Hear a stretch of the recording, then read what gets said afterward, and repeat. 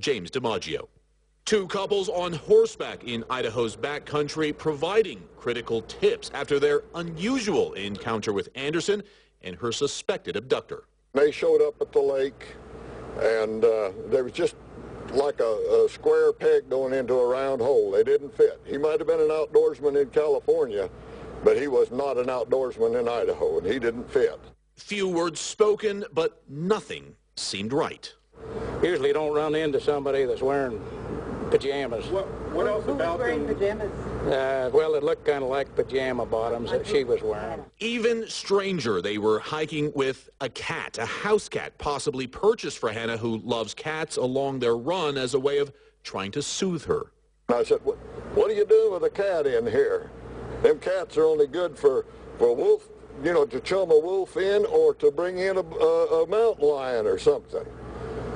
And he just kind of grinned. What really set off alarm bells, DiMaggio told the foursome he was headed for the Salmon River. They didn't say it at the time, but knew he was headed in the wrong direction. Asked if they ever feared for their lives, the answer, pure Idaho. So we were all all packing pistols. So don't go in the woods without a pistol. He might have got one of us, but we would have got him.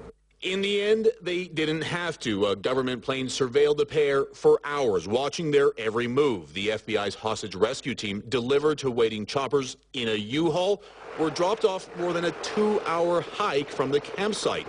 Stealthily, they surrounded the camp, waiting for DiMaggio and Hannah to separate. Then they moved in. Born girls said to be stolen in Seoul by a doctor in China have been returned to their parents. Steve Mackenzie reports the case triggered outrage throughout the country. Tiny bundles are twin newborn girls, allegedly stolen by a maternity doctor in Western China and sold to traffickers. They were reunited on the weekend with their parents, the mother Wang Yang, overcome with joy. When I met her just days ago, Wang felt betrayed, lied to, right as she gave birth. The doctor was pretending to be very anxious, telling me that my babies have genetic defects. The doctor said the twins would be brain damaged or paralyzed. She says she begged to see the children, but the doctor wouldn't let them. For 2 months, they thought their children were dead. The doctor allegedly sold the twins onto a human trafficking ring for $3,000 each. They were separated and found by police in different parts of China. The case has generated huge interest and alarm here, but the twins took the attention in their stride.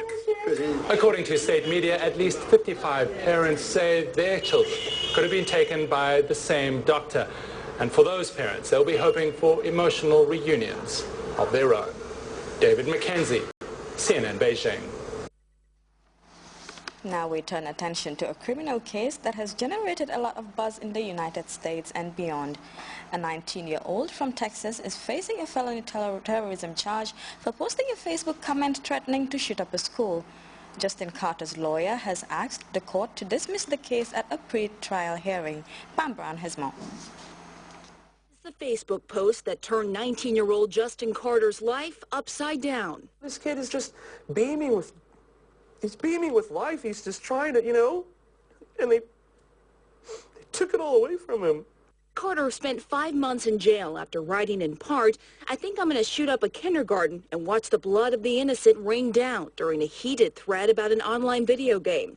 Authorities charged him with making a terroristic threat, a felony that could land him behind bars for 10 years. But his family says it was nothing more than a sarcastic comment. The idea that my son would ever hurt small children is just ludicrous. He never would. He's not that kind of person. Now Carter's lawyers hope this screen grab will actually help their case.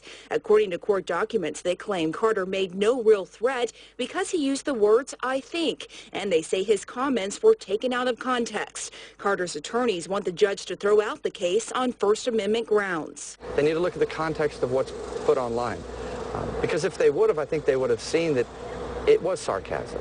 Investigators tell CNN they found evidence Carter was engaged in online bullying and made his threat to a woman, a random stranger, though several warrants turned up no evidence of an actual plot. Now, another college student, Caleb Clemens, will go on trial in a few days for a very similar situation.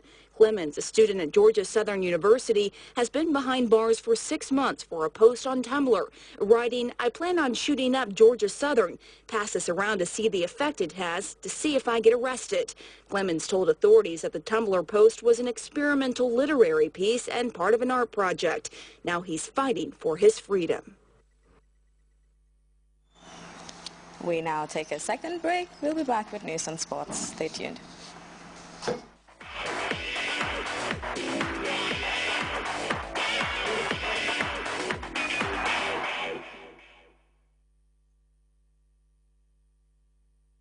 On to news and sports with Fatu Jassi. Fatu? Thank you, Aissatou Dabo.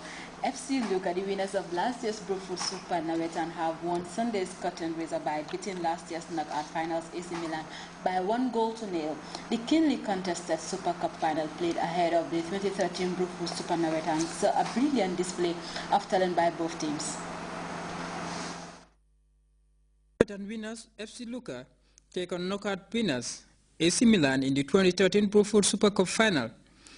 FC Luka got off to a promising start, attacking their opponents in the very first minute of kickoff, when AC Milan's defender Lamin Jatta lost possession of the ball at the edge of the 18-yard box, allowing Modou Jatta a sniff of goal, but could only contrive to miss from close range.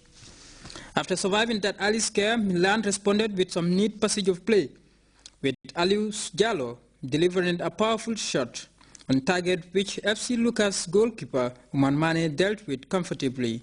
Both sides continued to fasten attacks, however neither side could find that all-important breakthrough goal in the first 45 minutes. Second half began in similar trend, with both sides pushing for a winner, having introduced new faces to freshen up things. One of Luka's substitutes, Ibrahim Abba, made the difference, firing in a superb free kick which flew past the goalkeeper. Milan woke up from their slumber, renewing their efforts to rally for an equalizer. However, their efforts were frustrated by a resolute rearguard display by the Luka defense. And when Milan's playmaker Seni Diatta sent in a cross to find Omar Djiba, the Milan player's nodded header agonizingly went past the post. The Super Cup final between the two sides came to an end, with FC Luka going home with a trophy and a cash prize of $5,000, while the runners-up Milan earned a consolation prize. Ismaila Mane, the head coach of FC Luka, attributed the victory against his opponent to the good preparation they had prior to the game. First of all, I would like to thank the Almighty Allah for giving us the glory. I mean, we have worked so hard. We have been working hard and hard and hard. I mean, my boys, they never relax since the last trophy we have won and the last before 2012. We didn't relax. We are all the time on the field, on this ground, all the time, every day. We are here, trying to work on our homeworks, because our last meeting against AC Milan was so easy. It was so hard, and AC Milan, they have a very good side. You have to respect the win playing against them. So we work on all those. For Philip Jazzy, the head coach of AC Milan, losing to Luka was disappointing for his team, but he believes it will motivate him to do better in the coming Nawetan. It was a very well contested game, and we are all living witnesses. Like I said, we came out to win, but at the end of the day, unfortunately for us, we lose. And just assuring the players, it's like at the beginning of the league, it's just an eye-opener for the team. But from here, we now know what our lapses are, and then we'll work on them to see at least an improvement come this season. After what was a tightly contested game between the sides, the two teams will be aiming to be in peak condition ahead of what promises to be a keenly contested Nawetan season in Brookwood. For Grts Sports, this is Baukat Senghor.